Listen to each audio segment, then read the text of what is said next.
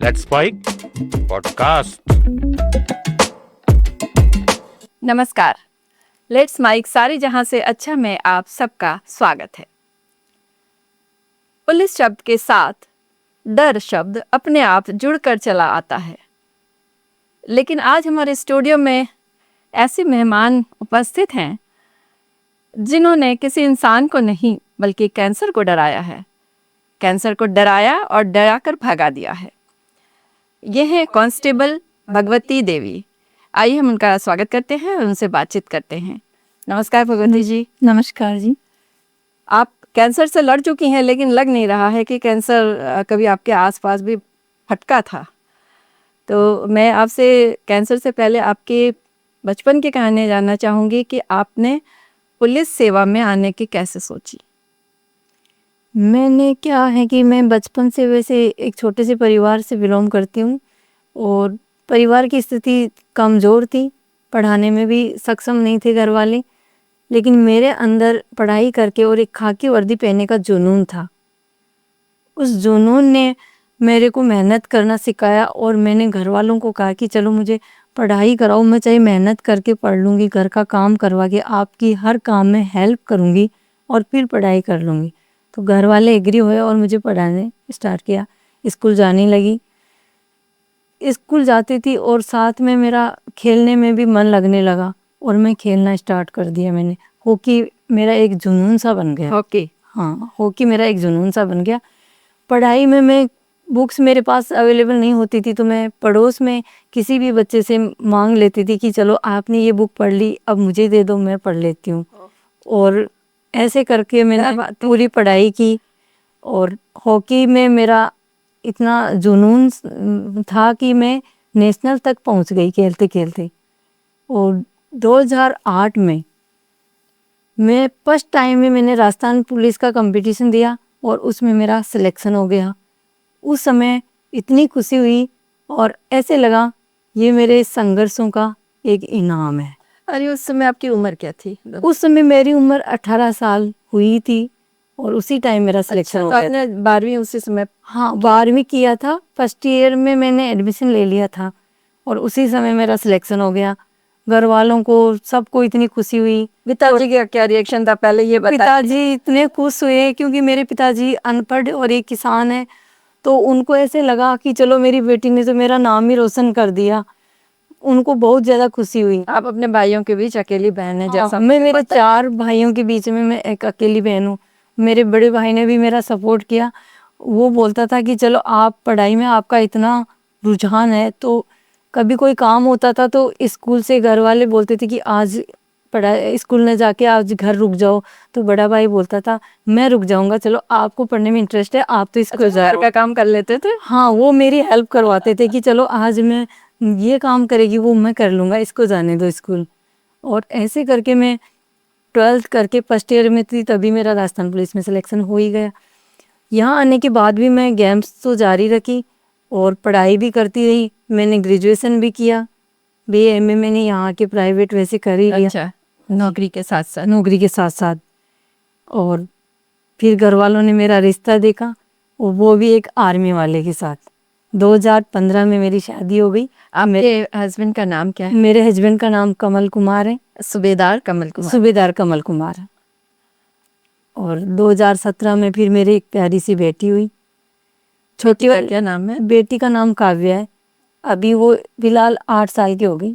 अच्छा, और फिर उसके बाद 2021 में छोटी बेटी का जन्म हुआ और अच्छी खासी लाइफ चल रही थी, कोई प्रॉब्लम नहीं थी। हम अच्छे से खुश रहते थे बहुत, पूरी फैमिली। और ड्यूटी भी, हस्बैंड की ड्यूटी वैसे आर्मी में है तो बाहर ही रहती थी, दूर ही रहते थे, लेकिन हम जैसे मेरे को छुट्टी मिलती तो मैं चली जाती थी उनके पास, उनको छुट्टी मिलती थी तो वो आ जाते थे और अच्छा तालमेल बना के रखते थे हम। 2023 में फिर एक दिन अचानक ऐसा हुआ कि गले में दर्द सा महसूस हुआ। मेरे हस्बैंड उस टाइम छुट्टी आए हुए थे और उन्होंने कहा कि गले के सूजन सी भी लग रही है, आप डॉक्टर को दिखाओ। मैं डॉक्टर के पास गई और डॉक्टर ने कहा कि कैसे पता चला, ये तो बहुत दिख भी नहीं रही, बाहर दिख भी नहीं रही थी, हल्की सी सूजन ही थी। तो हमने ऐसे महसूस किया था हाथ लगा के कि गांठ है। डॉक्टर ने कुछ जांचें लिखी, जांचों के बाद एक ऑपरेशन के लिए बोल दिया कि नॉर्मली एक ऑपरेशन होगा, अरे आपके गले में गांठ है। तब तक हमें नॉर्मल सा ही लग रहा था कि कुछ ही नहीं, गांठें तो हो ही जाती है, किसी को भी हो जाती है, ऑपरेशन हो जाएगा, निकलवा देंगे।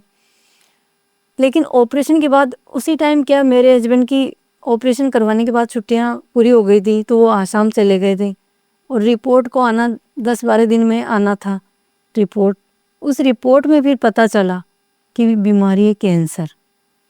जब उस कैंसर का पता चला तब मेरे हस्बैंड आसाम में थे, तो उन्होंने सुन के और वहीं वो रोने लग गए। तो उन्होंने, आर्मी वालों ने बोला कि आप जाओ अभी और अपनी वाइफ को संभालो, हम देख लेंगे पीछे से। इधर डॉक्टर ने जैसे ही रिपोर्ट सुनाई और मेरे पैरों से जमी खिसक गई और ऐसे लगा कि कुछ पल के लिए मैं ऐसे जिंदगी ही थम गई और ऐसे लग रहा था कि अब तो बस मेरी लाइफ ख़त्म होने वाली है। और वो विचार आ रहे थे कि बच्चों का क्या होगा, 2 बेटियां हैं प्यारी सी, उनका क्या होगा। ऐसे सोचती रही और रोने लग गई उधर ही। मैं घर आ गई, बच्चों के सामने रोई नहीं, मैंने बच्चों को कभी रो के नहीं दिखाया।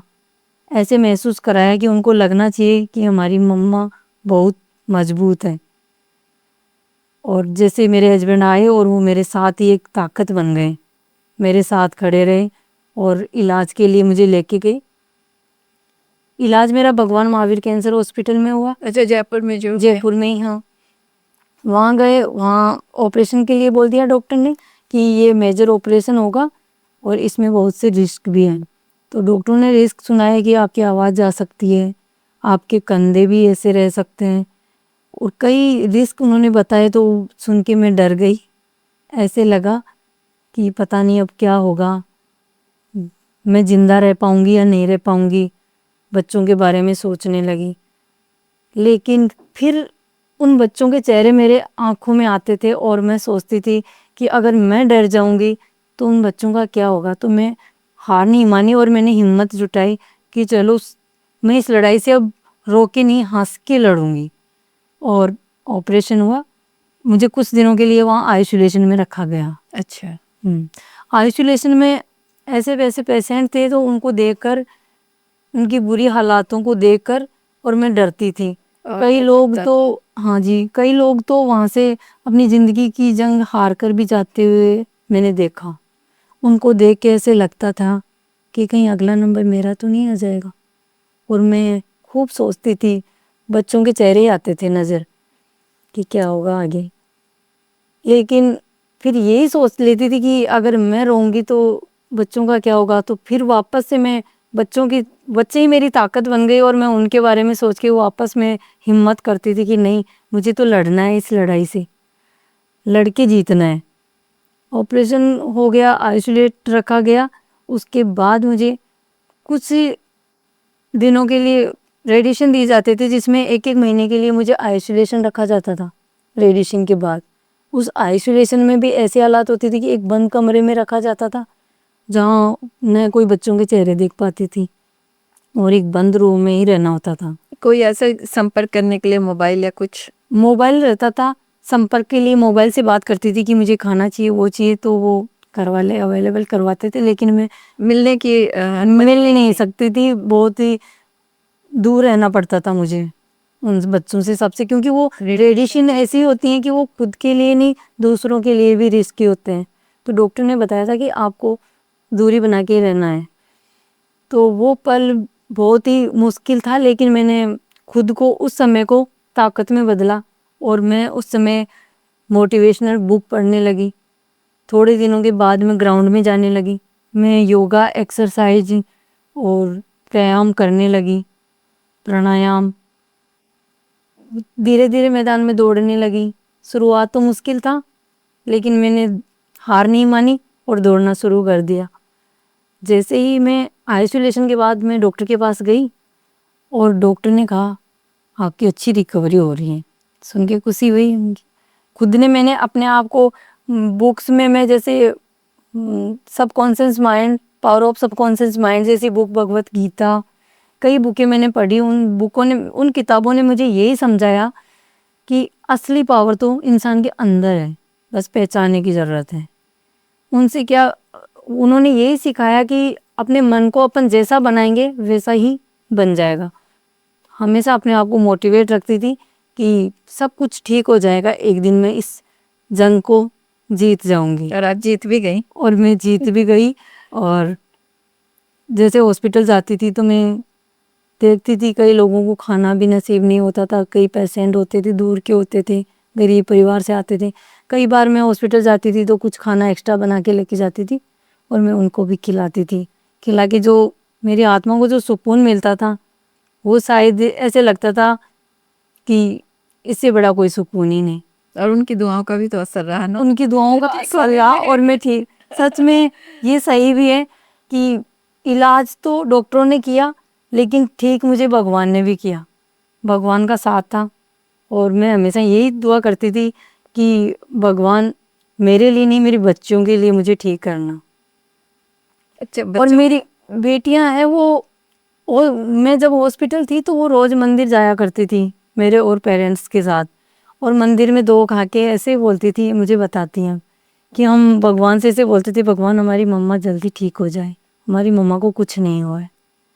और ये उनकी बातें सुन के मुझे अब भी ऐसे होता है कि भगवान ने ठीक ही किया है जो मैं आज बच्चों के सामने दोबारा से मुझे मेरी नई जिंदगी दी है भगवान ने मुझे, तो मैं उनके सामने हूँ। छोटी बेटी तो 2 ही साल की थी उस समय तो 1.5 साल की थी छोटी बच्चियाँ हो, तो भी उस 1.5 साल में भी वो इतनी समझदार थी। वो मेरे पास आके और बोलती थी, मम्मा आपको कहीं दर्द हो जाएगा, मैं आपके पैरों की साइड खड़ी होके आपके पूछी कर लेती हूँ। वो मुझे बहुत प्यार करती थी। और जैसे मंदिर में जाना, उसका भगवान से प्रेयर करना, वो बहुत समझदार है। अभी भी मुझे कई बार पूछती है, मम्मा अब तो ठीक है आपका गला? उनकी बेटा ठीक है।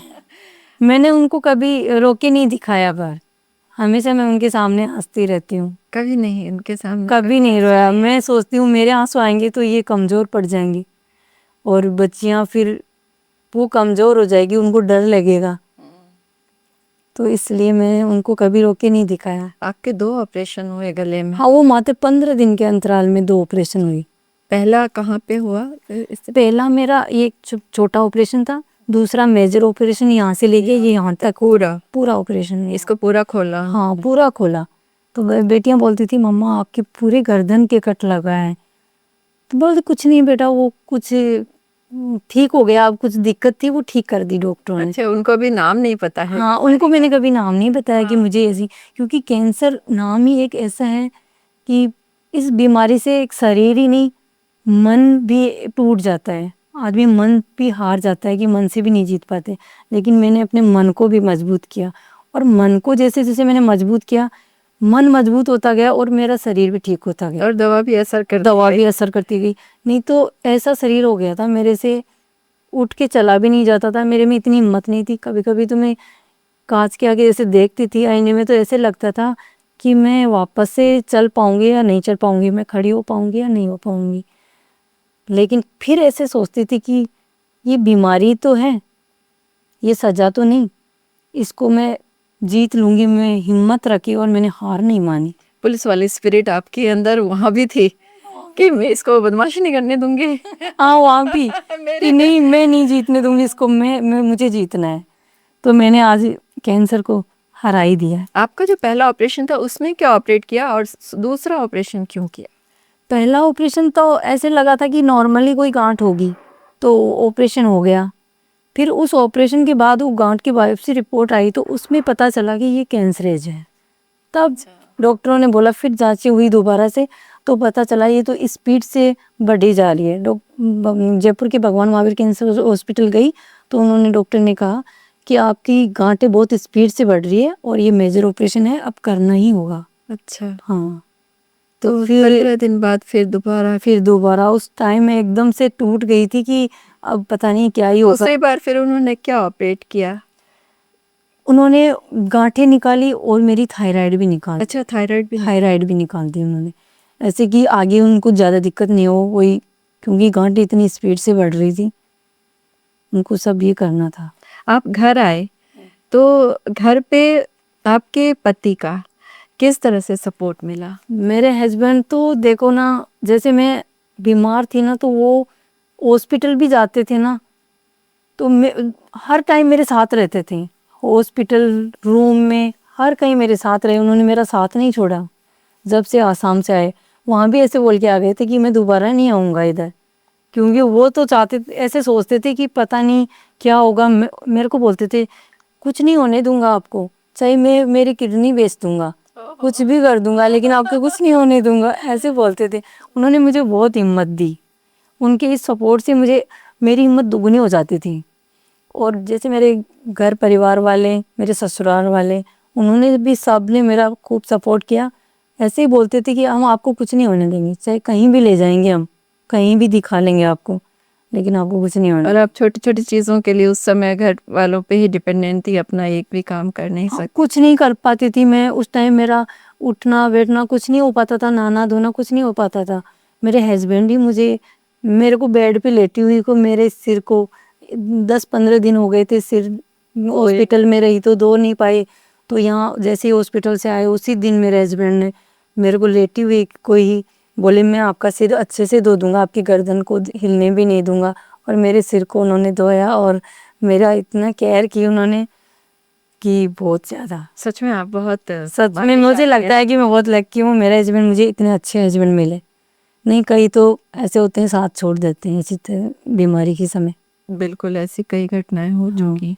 मेरे हस्बैंड का बहुत सपोर्ट रहा मुझे। और आर्मी से जब वहाँ से आए छुट्टी लेके, तो वहाँ पे जब उनके पास इंफॉर्मेशन थी, उन्होंने किस तरह सपोर्ट किया या कुछ? आर्मी वालों ने बहुत सपोर्ट किया, उन्होंने कहा कि आप जाओ और अब जब तक आप अपनी वाइफ आपकी ठीक नहीं हो तब तक आप, छुट्टी का हम देख लेंगे जो होगा, आप तो जाओ और टेंशन मत करो इधर की। उन्होंने कहा हम छुट्टी की बहुत समस्या, और आसाम जैसी जगह जहाँ उस समय इतनी बिल्कुल उपद्रव चल रहे थे, छुट्टियां भी नहीं बची हुई थी इनके पास। फिर उन्होंने कहा हम आपकी पोस्टिंग भी उधर ही कर देंगे, लेकिन आप अपनी वाइफ का ध्यान रखो। जब भी मैं ऑपरेशन के लिए भी गई तो वहाँ से इनके अधिकारी मैडम का फ़ोन आया और मेरे को कहा कि हम आपका परिवार ही हैं भगवती, आप डरना नहीं, हम आपके साथ हैं। उस कॉल से भी मेरी हिम्मत दुगनी हो गई थी, ऐसे लगा कि चलो ये सब हम मेरे साथ है तो मैं क्यों हार मानूं। हाँ सचमुच रेजिमेंट से अगर इस तरह से हाँ सब ने, अधिकारी, बहुत खुशी हुई थी मुझे, वो उनका कॉल सुन के मुझे बहुत अच्छा लगा, हिम्मत भी बढ़ गई थी मुझे। आर्मी वालों का खूब सहयोग रहा और उन्होंने यहाँ 2 साल के लिए पोस्टिंग इनकी दी, लेकिन वो 9 साल जैसे महसूस करती हूँ मैं कि मेरे साथ इतना साथ रह पाते हैं, वो भी आर्मी में सर्विस करके। उसके अलावा जैसे वो जयपुर आपके पास रुकते नहीं थे या पोस्टिंग बदलती रहती थी? पोस्टिंग बदलती, कभी जम्मू कभी आसाम कभी कहीं, लेकिन जब तो इतनी साल भर में 3 महीने की छुट्टियां होती थी, वो 3 टुकड़ों में लेते थे कई दिनों से, जब भी कोई काम होता घर में जा भी ऐसे। इधर मैं भी पुलिस में, मुझे भी छुट्टियों का दिक्कत रहती थी, लेकिन जब मुझे छुट्टी मिलती थी तो मैं उनके पास चली जाती थी। हम एक दूसरे को खूब समझते थे और जब उन्हें मिली तो वो आ गए, और हम उनको मिली तो फिर वो आ गए इधर। अच्छा, एक पुलिस और आर्मी के इस कॉम्बिनेशन से मेरे मन में एक सवाल आ रहा है। लोगों के मन में पुलिस की छवि उतनी अच्छी नहीं है और वो सम्मान नहीं है जो आर्मी के लिए है। तो क्या आपको इनके साथ रहते हुए कभी ऐसा महसूस होता है कि आप आर्मी वालों के बीच में भी जाते होंगे, वो भी आपके पुलिस के कार्यक्रम में आते होंगे, तो कभी ऐसा कुछ महसूस हुआ? नहीं, मुझे ऐसा कभी महसूस नहीं हुआ।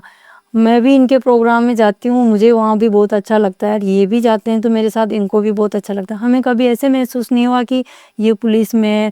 वो छवि तो देखो, समाज में सभी लोग एक जैसे नहीं होते, कोई कहीं तो होता ही है ऐसा जिसकी वजह से हो जाती है, नहीं सभी पुलिस वाले ऐसे नहीं होते। और देखो एक बार जनता देख के देखो ना, पुलिस नहीं हो तो क्या होता है, कैसे संभाल पाएंगे वो एक बार। हाँ बिल्कुल, 1-2 लोगों के गलत होने से पूरी पुलिस गलत नहीं होती, 1-2 के होने से। ऐसा मैंने कभी महसूस नहीं किया कि पुलिस गलत होती है। और जब इंसान खुद सही हो तो सब ठीक है, कहीं भी जाओ। आप त्योहार वगैरह मनाते हैं? त्योहार तो देखो, पुलिस की ड्यूटी में छुट्टियां नहीं मिल पाती, लेकिन कभी कभार होता है छुट्टियां मिल जाती है तो घर परिवार में साथ में मना लेते हैं। नहीं तो हम यही जनता की सेवा में लगे रहते हैं, और हम खड़े रहते हैं तो जनता मनाती है, हम उसको देख लेते हैं।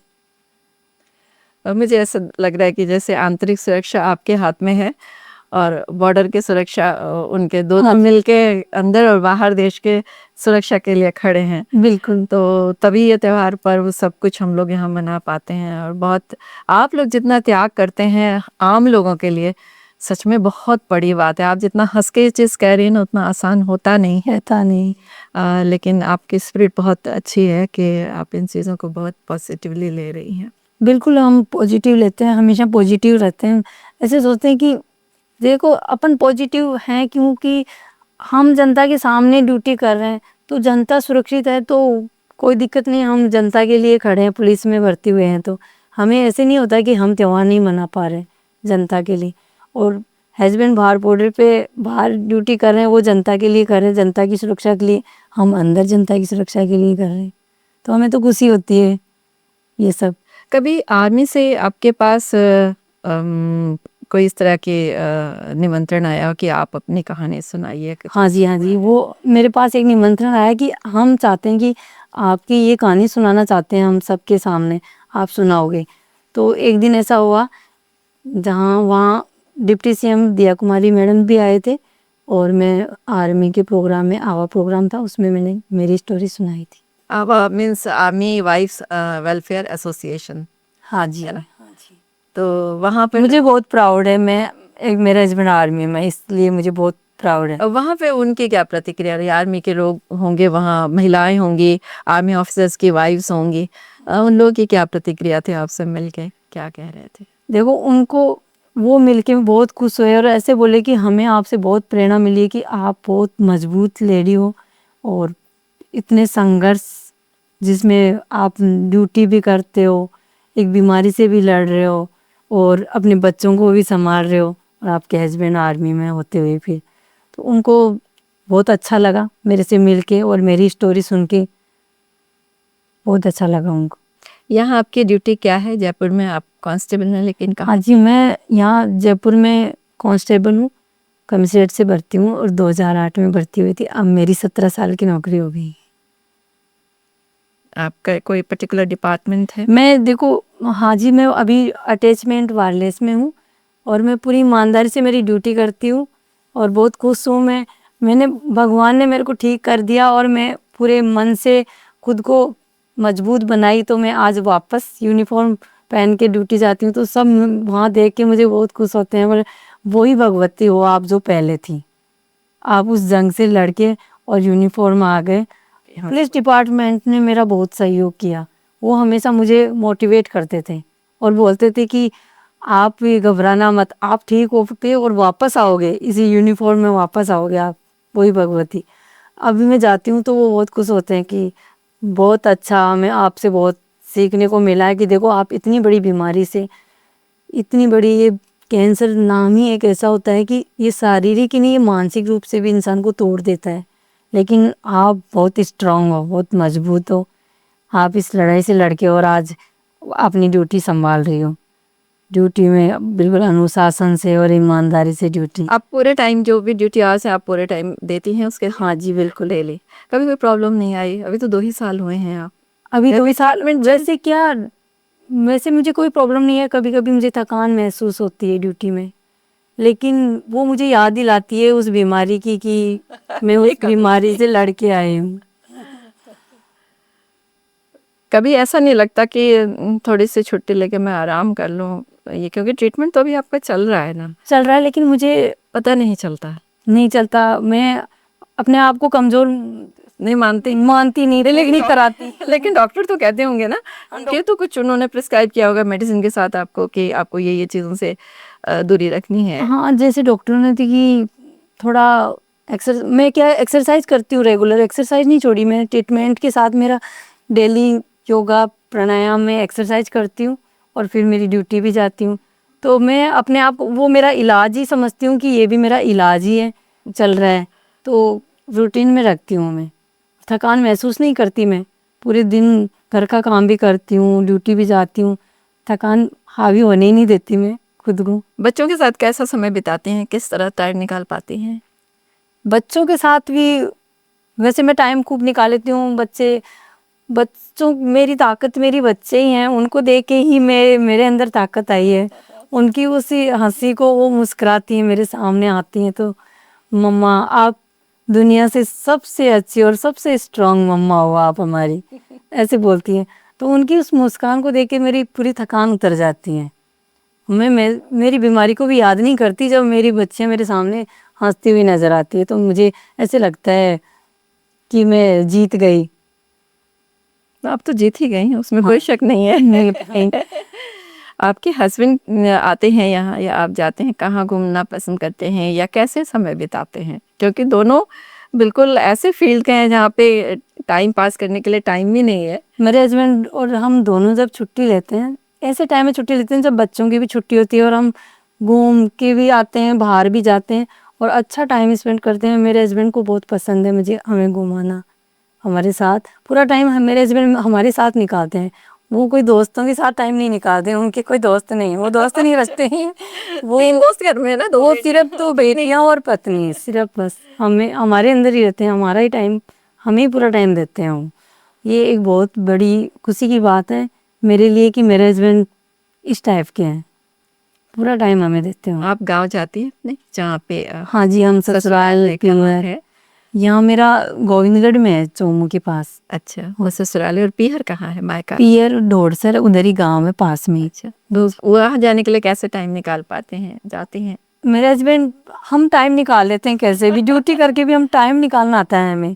कैसे भी थोड़ा भी टाइम मिलता है तो हम उसको वेस्टेज नहीं करते, हम सोचते हैं कि चलो इस टाइम में हम घूम लेते हैं, इस टाइम में हम घर जा आते हैं और काफ़ी टाइम निकाल लेते हैं हम ड्यूटी करते हुए। गाँव में जाके कैसा लगता है? आप शहर में रहने की आदी है, इतना टाइम हो गया शहर में रहते लेकिन फिर भी हमें गाँव बहुत अच्छा लगता है। गाँव में खाना बनाती है? हाँ जी, क्या गाँव का खाना राजस्थान में बड़ा मशहूर है? बाजरे की रोटी और कड्डी दाल ये सब गांव में जाते हैं तो बनाते हैं। हरी सब्जियां ज़्यादा गांव में बनती है। वहाँ आपके खेत हैं? चूल्हे की रोटियां वो खाने का मन भी करता है, यहाँ से जाते हैं तो वही बना के खाते हैं उधर। आप भी बनाती हैं? हाँ जी, मैं बना लेती हूँ। मेरी सासू माँ तो बोलती है कि बीमार रहती हो आप, रहने दो मैं कर लूँगी। फिर मैं सोचती हूँ नहीं, मैं 2 दिन के लिए आई हूँ, थोड़ी हेल्प कर देती हूँ आपकी भी, तो मैं खुद कर लेती हूँ उधर। बच्चों के लिए क्या सोचा है? बच्चे या बच्चों के लिए सोचा है कि वो ही अपना बस वो बच्चों का कैरियर, अब मैं सोचती हूँ मेरी 2 बेटियां हैं, मैं बस उनके कैरियर पर ज़्यादा ध्यान दूँ। कई मन में ऐसा तो नहीं आता कि बेटियां ही हैं नहीं नहीं, ये मुझे हम दोनों की ही नहीं आती ये चीज़। हम दोनों हस्बैंड वाइफ बहुत खुश हैं। पहले एक बेटी थी तो हम सोचते थे दूसरी टाइम चाहे बेटा हो बेटी हो कुछ भी हो, बस 2 बच्चे करने हैं अपने को। तो दूसरी टाइम बच्ची हुई, हमें बहुत खुशी है। आज वो बड़ी वाली बच्ची से कम नहीं लगती, छोटी वाली बच्ची भी बहुत खुशी और बहुत क्यूट है, बहुत खुश रहती हैं हमारे साथ, हम उसके साथ पूरे दिन उनमें बहुत अच्छा मन लगा के रखती हैं और हमें बहुत खुशी है। हमारी 2 बेटियां हैं। मैं तो पहले भी ऐसे सोचती थी, पता नहीं जब तो मैं जानती भी नहीं थी, अनमेरिड थी, तब मेरे अंदर ऐसी ही सोच आती थी। अच्छा। कई 2 बेटियों का पोस्टर होता था, वही फोटो खींचती थी कि मुझे भी 2 बेटियां होगी और मुझे भगवान ने वो 2 बेटियां दी हैं। तो आपकी सुन ली उन्होंने? हाँ बिल्कुल, ये रियली यही बात है।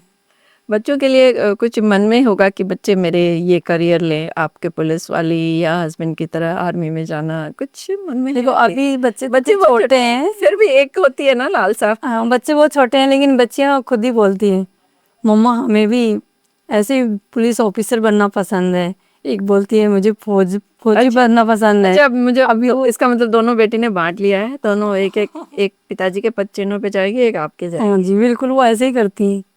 अब बोलती भी है, ये बड़ी वाली बेटी के लिए बोलती, छोटी वाली ये आप पापा की जैसे बनोगे बेटी और मैं मम्मा की जैसे बनूंगी, ऐसे बोलती हूँ।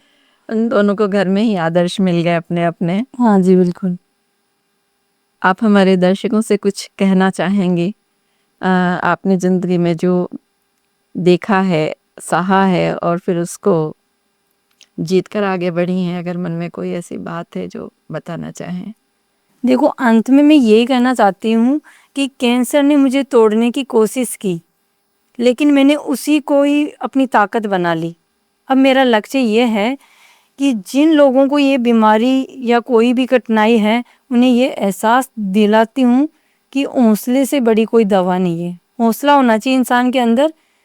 अब खुद को मोटिवेट रखो और पॉजिटिव रखो। हम सब बीमारियों से जीत सकते हैं और आगे बढ़ सकते हैं। हमें हार नहीं माननी चाहिए। बहुत अच्छा। सचमुच आपको देखकर लग रहा है कि अगर मन से हार नहीं मानेंगे ना बिल्कुल। तो दवा काम करेगी। अगर हम मन से हार जाएंगे तो वो दवा भी काम नहीं करेगी। मन को नहीं हारने देंगे। मन ही एक ऐसी चीज है, अगर मन जीत गया तो हम शारीरिक रूप से भी ठीक हो जाएंगे। और अब मैं तो पहली बार देख रही हूँ कि कोई कांस्टेबल, कोई पुलिस का कोई व्यक्ति मन की बात कर रहा है। आज मुझे यहाँ मौका मिला है ये मन की बात करने का आपके साथ। मन की बात और इतने आध्यात्मिक बातें आपने की। हालांकि पुलिस को मैंने कभी इस तरह की बातें करते नहीं सुनी है। नहीं, मुझे प्राउड है, मैं पुलिस में हूँ। खाकी वर्दी का मुझे शुरू से ही शौक था और मुझे यहाँ आकर कोई दिक्कत नहीं है। पुलिस में आके मुझे सब कुछ अच्छा लगता है, सब ठीक है, अपन सही है तो सब ठीक है। तो ये थी हमारे साथ भगवती देवी, पुलिस सेवा दे रही हैं, लेकिन उसी ऊर्जा के साथ जो 2 साल पहले कैंसर से पहले ये थीं। इनकी बातें आपको कैसी लगी? क्या इनकी बातों से कुछ प्रेरणा मिली? तो हमें ज़रूर बताएं। नमस्कार। आप सुन रहे थे let's mind more than radio. Follow कीजिए हमें हमारे सोशल मीडिया प्लेटफॉर्म्स पर। It's time for news. It's time for more than radio. Presenting the first radio news app, Let's Mic. Let's Mic, a news-based app on your phone where you get to watch and listen news, talk shows, interviews, radio show podcasts. On Let's Mic, you get all relevant information of TV, print, radio, podcast, and digital. Let's Mic talks about every segment of life.